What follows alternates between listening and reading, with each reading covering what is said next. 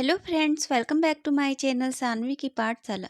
Friends, आज इस video में हम लोग BA English literature semester 1 paper 1 unit number 2 का क्वेश्चन आंसर, जिसमें से पोइट्री डिवाइस में से ओड क्या है, ओड के कितने टाइप्स है, ओड के क्या कैरेक्टरिस्टिक्स है। तो इस टॉपिक को आज इस वीडियो में इसके क्वेश्चन आंसर को करने वाले हैं। और ये जो क्वेश्चन आंसर है वो latest 4 year undergraduate programme के अकॉर्डिंग सिलेबस के अनुसार यहाँ पे मैंने रखा है। तो चलिए सबसे पहले मैं आपको सिलेबस दिखाती हूँ, देन इस क्वेश्चन आंसर को हम लोग कवर करेंगे बहुत ही अच्छे से। सो फ्रेंड, जैसा कि आप स्क्रीन पे देख सकते हैं, bachelor of arts honours with English literature. तो सिलेबस है according to 4 year undergraduate programme NEP syllabus के द्वारा, जिसमें से आज मैं आपको यहाँ पे आप देख सकते हैं paper 1 basic literary concept and terms, जिसमें से मैंने आपको already unit number 1 introduction to literature का definition, types, elements and function, इन चारों टॉपिक को बहुत ही अच्छे से मैंने क्वेश्चन आंसर्स के सीरीज में कवर करवा रखा है इसी चैनल पे, और उसका लिंक इस वीडियो के डिस्क्रिप्शन में डाला हुआ है। तो आप चाहे तो जाके देख सकते हैं और यूनिट नंबर 1 के क्वेश्चन आंसर को कंप्लीट कर सकते हैं। नाउ इस वीडियो में आज हम लोग यूनिट नंबर 2 पोइट्री सेक्शन में आज हम लोग ओड को पढ़ेंगे कि ओड आखिर है क्या। तो ओड का डिफिनेशन, टाइप्स एंड कैरेक्टरिस्टिक्स को क्वेश्चन आंसर के सीरीज में आज हम लोग देखने वाले हैं, क्योंकि इससे यूनिट नंबर 2 से लॉन्ग क्वेश्चन बनते हैं। और किस किस पॉइंट से क्वेश्चन बनने का चांस है, जैसे कि बैलेट क्या है, elegy, epic, ode and sonnet, ये जो 6 टॉपिक है उनसे लॉन्ग क्वेश्चन बन सकते हैं और बनते ही है। लॉन्ग क्वेश्चन पूछा ही जाता है यूनिट नंबर 2 से। एंड फ्रेंड्स, जो लिटरेरी टर्म्स एंड मीटर्स जो नेक्स्ट सेक्शन दिया हुआ है, जैसे कि एलिट्रेशन, एसोनेंस, कोकोफोनी, कंसिट्स, ये सारे जो टर्म्स है उसको भी मैंने इंडिविजुअली पढ़ा रखा है और उस पर मैंने प्लेलिस्ट बना रखा है, जैसा कि आप यहाँ पे स्क्रीन पे देख सकते हो। प्लेलिस्ट में जाके, इस चैनल के प्लेलिस्ट में जाके आपको यहाँ पे देखना है, जैसे कि ऑल लिटरेरी टर्म्स, इसमें मैंने पोइट्री, ड्रामा एंड फिक्शन जो unit number 2, 3 and 4 BA semester 1 का पेपर 1 का लगा हुआ है, तो उस पर मैंने सारा प्लेलिस्ट बना रखा है। तो आप 1 बाय 1 करके यहाँ पे कंप्लीट आप इंडिविजुअली कर सकते हैं, क्योंकि इनसे शॉर्ट क्वेश्चन बनते हैं। तो अगर आप प्लेलिस्ट में आके चेक नहीं कर पाते हैं या फिर नहीं कर सकते हैं, तो इसका भी लिंक इस वीडियो के डिस्क्रिप्शन में डाला हुआ है, तो आप वहाँ पे जाके आसानी से चेक कर सकते हैं और देख सकते हैं। तो चलिए आज का सेशन हम लोग शुरू करते हैं, ठीक है फ्रेंड्स। तो आज हम लोग पढ़ने वाले हैं, आज का टॉपिक है ओड, जो कि मैंने आपको ऑलरेडी बता रखा है शुरू में ही। तो what is ode, types of ode and characteristics of ode, ये क्या है। तो इसी तरह से आपका जो सेमेस्टर एग्ज़ाम होते हैं बीए का या फिर आप पीजी का भी ले लें, तो ठीक इसी प्रकार से क्वेश्चन पूछने का इनका पैटर्न होता है। तो आपको लॉन्ग आंसर में कैसे आंसर देना है वो आप देख लीजिए। तो फ्रेंड्स, ओड क्या है, तो इन सिंपल वर्ड पहले मैं आपको बताती हूँ, देन मैं आपको पढ़ के बताऊंगी। तो friends, ode ode poetry means poem लिखने का एक डिवाइस है, यानी कि तरीका है। जैसे कि कोई ऑथर जिनका कोई रिलेटिव, जैसे कि फ्रेंड या फिर उसके फादर या फिर कोई कलीग्स हैं, उनका डेथ हो जाता है, तो उनके गम में कोई अपने इमोशन को प्रकट करने के लिए, अपने इमोशन को दिखाने के लिए पोएम लिखते हैं, तो उस टाइप के पोएम को एलिजी कहते हैं। ठीक उसी प्रकार जब कोई ऑथर या फिर कोई पोइट किसी वस्तु को, किसी पर्सन को या फिर किसी बर्ड को या फिर किसी सीजन को या फिर कुछ वो सोच रहा है या फिर वो कोई प्लेस पे है, तो उसके बारे में लिखता है, उस पर्टिकुलर सब्जेक्ट को ग्लोरीफाई करता है अपने पोएम में, तो उसे हम ओड कहते हैं। ठीक है, आई होप आपको समझ में आ गया होगा इन सिंपल इन शॉर्ट मैं आपको फिर से बताती हूँ। जब कोई पोइट किसी पर्सन को, किसी प्लेस को, किसी इवेंट्स को, आइडियाज़ को या फिर सीजन या फिर बर्ड को अपने पोएम में ग्लोरीफाई करता है, उसकी प्रशंसा करता है, तो वो पोएम ओड कहलाता है। आई होप आपको क्लियर हो गया होगा। तो यहाँ पे अब हम लोग आंसर की ओर चलते हैं। तो सबसे पहले हम लोग देखेंगे definition of ode. An ode is a short, highly structured lyrics poem that celebrates or glorify a person, place, events, ideas, seasons और birds। जब कोई एक पोइट किसी भी पर्सन को, प्लेस को, इवेंट्स को, आइडिया, सीजन्स एंड बर्ड्स को अपने पोएम में इस तरह से लिखता है जैसे कि वह उस पर्सन को, इवेंट्स को ग्लोरीफाई कर रहा है या फिर उसको सेलिब्रेट कर रहा है या फिर उसका प्रशंसा कर रहा है, तो वो पोएम ओड कहलाता है। ठीक है। The word ode comes from the Greek word aeidein which means to sing और टू चेंट। तो जो ये वर्ड है वो ग्रीक वर्ड से आया है, जो आइडिन होता है, जिसका मतलब आइडिन वर्ड से आया है, ग्रीक वर्ड है जिसका मतलब होता है टू सिंग या फिर टू चैंट। तो ये सारे आपको डिफिनेशन लिखनी है आउन वर्ड में। एंड ये जो डिफिनेशन लिखा हुआ है, ये जो ओड का जो वर्ड है वो कहाँ से आया है, क्या मतलब होता है, ये आपको लिखना बहुत ही ज़रूरी है, क्योंकि इससे आपको अच्छे मार्क्स मिल सकते हैं। The main purpose of an ode in poetry is to express admirations, praise or celebration of a particular person, object or events. Odes are also used to convey powerful emotion and feelings such as love, joy or sorrow. और friends, जो odd का जो main purpose होता है वो किसी भी वस्तु को, किसी भी पर्टिकुलर पर्सन को या फिर इवेंट्स को उसका प्रशंसा करना, तारीफ करना, एक ओड का पर्पज, मेन पर्पज होता है। ठीक है। और ये जो ओड होता है वो कन्वे करता है इमोशन को, पोइट के इमोशंस को, फीलिंग को एज ए लव, जॉय और सोरो। यानी कि जो पोइट का जो इमोशन है वो लव का हो सकता है, जॉय का भी हो सकता है और सोरो का भी हो सकता है, जो ओड के फॉर्म में पोइट लिखता है। अब चलिए टाइप्स देखते हैं। तो ओड के कितने टाइप्स हैं? There are 3 types of ode in poetry including. पहला है Pindaric ode, then Horatian ode, then irregular ode. तो ओड के 3 टाइप्स होते हैं। तो सबसे पहले हम लोग देखते हैं पिंडारिक ओड। तो पिंडारिक ओड क्या है friends? Pindaric ode, a Pindaric ode is a types of ode that has 3 parts structure and is often associated with 5th century BC Greek lyricist Pindar.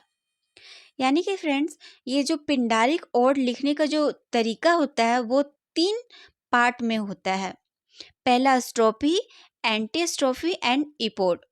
And ये जो पिंडारिक ओड है, एक ग्रीक लिरिक्स थे पिंडार, उनसे ये ओड का फॉर्म निकल के आया है। तो ये जो 3 टाइप है पिंडारिक ओड का लिखने का तरीका, वो आप देख लें। तो सबसे पहले जो होता है वो है स्ट्रोपी, जिसमें ए स्टांजा ऑफ 2 और मोर लाइंस दैट इज रिपीटेड, जिसमें पोएम का जो फर्स्ट स्टांजा होता है उसके बारे में बताया जाता है। देन एंटी स्ट्रोफी, जो सेकेंड स्टांजा होता है, has the same metre as the strophe. मतलब स्टोरी जो बताया जाता है स्ट्रोफी में, फर्स्ट स्ट्रक्चर में, उसी को इसमें आगे बढ़ाया जाता है एंटी स्ट्रोफी में।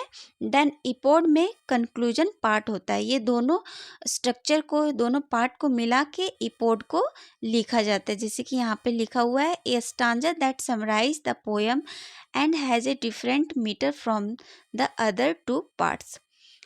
दोनों स्टांजा को दोनों स्टांजा स्ट्रक्चर को समराइज करता है कि यह ओड किसके बारे में है, एंड ये दोनों स्टांजा से इसका जो लिखने का पैटर्न होता है, मीटर होता है, वो अलग होता है। तो ये हो गए पिंडारिक ओड जो 3 स्ट्रक्चर में लिखा जाता है। पहला एंटीस्ट्रोफी जिसमें इंट्रो पार्ट होता है, एंटीस्ट्रोफी जिसमें बीच का पार्ट को लिखा जाता है, देन इपोड, इपोड में दोनों स्टांजा को मिला के समराइज किया जाता है। एंड इसका बेस्ट एग्जाम्पल है विलियम वर्ड्सवर्थ के द्वारा लिखा गया एक poem ode an intimation of immortality from recollections of early childhood 1807। तो ये एक पिंडारिक ओड का बेस्ट एग्जाम्पल है जो विलियम वर्ड्सवर्थ के द्वारा लिखा गया है। आई होप यहाँ तक आपको क्लियर होगा। देन जो नेक्स्ट है ओड का जो टाइप वो है होरासियन ओड। तो होरासियन ओड क्या है? The Horatian ode is made up of either 2 or 4 line stanza and has a consistent rhyme scheme and meter. Friends, Horatian ode 2 line या फिर 4 लाइन, 2 लाइन या फिर 4 लाइन स्टांजा का पोयम होता है जिसमें राइम स्कीम एंड मीटर जो होता है वो लगातार होता है। जैसे कि ए होगा तो ए ही होगा, बी होगा तो बी ही होगा। राइम स्कीम एंड मीटर भी सेम होता है, जिसे हम होरासियन ओड कहते हैं। इसका बेस्ट एग्जाम्पल है जॉन किट्स के द्वारा लिखा गया ओड टू अ नाइटिंगेल। तो इस पोयम में जॉन किट्स ने होरासियन ओड का यूज किया है। देन जो तीसरा इसका टाइप्स है ओड का वो है इरेगुलर ओड, जिसमें क्या होता है? An irregular ode is a poem with metre and rhyme just like all odes but has no set pattern. Irregular जैसे कि नाम से ही क्लियर है, मतलब इसमें कोई भी fix pattern, rhyme scheme, metre नहीं होता। सभी ओड के तरह यह भी एक पोयम होता है, लेकिन इसमें मीटर, राइम स्कीम कोई भी फिक्स नहीं होता, उसे हम इरेगुलर ओड कहते हैं। इसका जो बेस्ट एग्जाम्पल है वो है ओड टू ग्रेसियन अर्न, जो जॉन किट्स के द्वारा लिखा गया है इरेगुलर फॉर्म में। ठीक है, आई होप आपको समझ में आ गया होगा। ओड किसी वस्तु, पर्सन को ग्लोरीफाई करने के लिए लिखा जाता है। इसके 3 टाइप्स है। पिंडारिक जो 3 स्ट्रक्चर में लिखा जाता है, स्ट्रोफी, एंटीस्ट्रोफी एंड इपोड। देन दूसरा जो टाइप्स है वो है होरासियन जो 2 या फिर 4 लाइन में लिखा जाता है स्टांजा में। देन तीसरा जो टाइप्स है वो है इरेगुलर ओड, जिसमें कोई भी फिक्स पैटर्न नहीं होता, उसे हम इरेगुलर ओड कहते हैं। तो ये डिफिनेशन एंड टाइप्स कंप्लीट हो गए। अब चलिए देखते हैं इसके characteristics of ode. There are many characteristics of an ode which distinguish it from other kinds of lyrics. मतलब ओड के कई कैरेक्टरिस्टिक्स हैं जो दूसरे पोएम से इसे अलग बनाती है। ठीक है, तो सबसे पहला जो पॉइंट है कैरेक्टरिस्टिक्स का वो है unique quality. Ode have unique quality from other lyric because in ode author addresses a person or thing in his ode. मतलब फ्रेंड्स जो ओड है वो दूसरे पोइटिक फॉर्म से, दूसरे लिरिक से अलग बनाता है, क्योंकि ओड में किसी भी पर्सन को या फिर किसी भी ऑब्जेक्ट या थिंग को एड्रेस करके उसे ग्लोरीफाई किया जाता है। It is usually an indispensable quality of an ode. Whenever we go through an ode, we feel that the poet having a conversation with somebody or maybe something. और जब हम odd पढ़ते हैं तो हम फील करते हैं कि पोइट है वो जिस सब्जेक्ट को, जिस पर्सन्स को ग्लोरीफाई कर रहा है उससे वो कन्वर्सेशन कर रहा है, ऐसा हम फील करते हैं जब ओड को पढ़ते हैं। For example ode to nightingale, John Keats is addressing to the nightingale. जैसा कि जॉन किट्स ने एक ओड लिखा है ओड टू द नाइटिंगेल, इसमें जब हम लोग पढ़ते हैं पोएम को तो हमें लगता है, ऐसा फील होता है कि जो जॉन किट्स है वो नाइटिंगेल से बात कर रहे हैं। Hence, this unique quality distinguishes it from other types of lyric poetry. और यह जो क्वालिटी है, यूनिक क्वालिटी, वो दूसरे लिटरेरी फॉर्म से दूसरे लिटरेरी पोइट्री से अलग बताती है। देन दूसरा जो कैरेक्टरिस्टिक्स है वो है सोलमन एंड सीरियस टोन।